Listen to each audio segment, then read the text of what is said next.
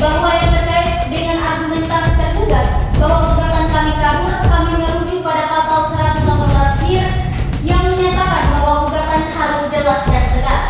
Namun dalam konteks ini kami telah menguraikan dengan jelas objek gugatan, yaitu penyalahgunaan dana desa yang bersumber dari anggaran dana desa tahun 2024. Meskipun kami tidak mencantumkan rincian kegiatan secara spesifik, kami telah menyebutkan jumlah dana yang telah disalahgunakan dan SK kepala desa yang relevan. Oleh karena itu, kami berpendapat bahwa gugatan kami tidak sama sekali dapat dianggap kabur yang mulia hakim. 2. Bahwa tergugat berargumen bahwa SK kepala desa nomor 001 garis miring SK garis datar desa garis miring angka Romawi 4 garis miring 2024 bukanlah merupakan sengketa keputusan tata usaha negara. Namun sesuai dengan pasal 1 angka 9 Undang-Undang Nomor 5 Tahun 1986 tentang peradilan tata usaha negara, keputusan tata usaha negara adalah penetapan tertulis yang dikeluarkan oleh pejabat tata usaha negara.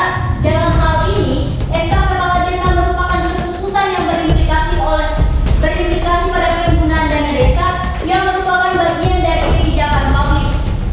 Oleh karena itu, kami berpendapat bahwa objek gugatan kami termasuk dalam kategori keputusan tata usaha negara. 3. Yang mulia hakim, bahwa kami menolak gugatan argumen tergugat mengenai locus forum. Sesuai dengan pasal 63 Undang-Undang Nomor 30 Tahun 2014 tentang administrasi pemerintahan, setiap keputusan yang diambil oleh pejabat publik dapat digugat di pengadilan tata usaha negara jika dianggap merugikan pihak tertentu. Dalam hal ini, kami merasa dirugikan oleh keputusan tergugat yang berimplikasi pada penggunaan dana desa. Oleh karena itu, pengadilan tata usaha negara adalah forum yang tepat untuk menyelesaikan sengketa ini. 4. Tergugat mengklaim bahwa gugatan kami prematur karena tidak mengajukan keberatan administratif terlebih dahulu. Yang mulia, namun berdasarkan pasal 75 ayat 1 dan 2 Undang-Undang Nomor 30 Tahun 2014, keberatan administratif hanya dapat diajukan kepada keputusan yang bersifat final. Kami berpendapat bahwa keputusan yang diambil oleh tergugat tidak bersifat final dan dapat digugat langsung di pengadilan tata usaha negara. Oleh karena itu, gugatan kami tidak dapat dianggap prematur yang mulia hakim. Berdasarkan alasan dan penjelasan tergugat di atas, jelas eksepsi tergugat dalam perkara ini tidaklah beralasan hukum dan oleh karenanya itu kami mohon dikesampingkan yang mulia. Dalam pokok perkara, 1. Bahwa segala yang termuat dalam eksepsi di atas merupakan yang tidak terpisahkan dalam pokok perkara ini. 2. Bahwa penggugat tetap dengan dalil gugatan tergugat semula dan menolak semua alasan-alasan yang telah dikemukakan oleh tergugat dalam jawabannya kecuali kebenarannya yang mulia. 3. Bahwa argumen yang dibangun oleh tergugat dalam surat jawaban untuk meyakinkan majelis hakim bahwa SK kepala desa nomor 001 garis miring SK garis datar desa garis miring angka Romawi 4 garis miring 2024 adalah sah dan tidak ada penyalahgunaan dalam pengelolaan dana desa adalah keliru dan tidak beralasan hukum.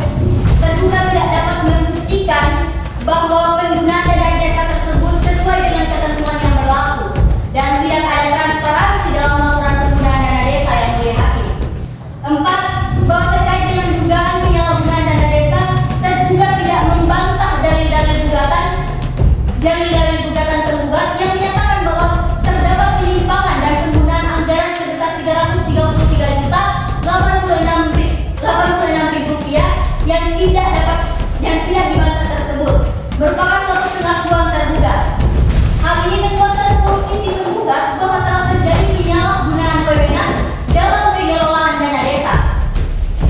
5. Bahwa tindakan tergugat tidak transparan dalam pengelolaan dana desa dan tidak memberikan bukti yang memadai mengenai penggunaan dana desa tersebut, menunjukkan adanya pelanggaran terhadap ketentuan yang diatur dalam Permendagri Nomor 20 Tahun 2018 dan Peraturan Pemerintah Nomor 12 Tahun 2017 tentang pengelolaan keuangan desa. Demikianlah tanggapan penggugat replik atas surat dan jawaban tergugat kami sampaikan pada persidangan ini. Atas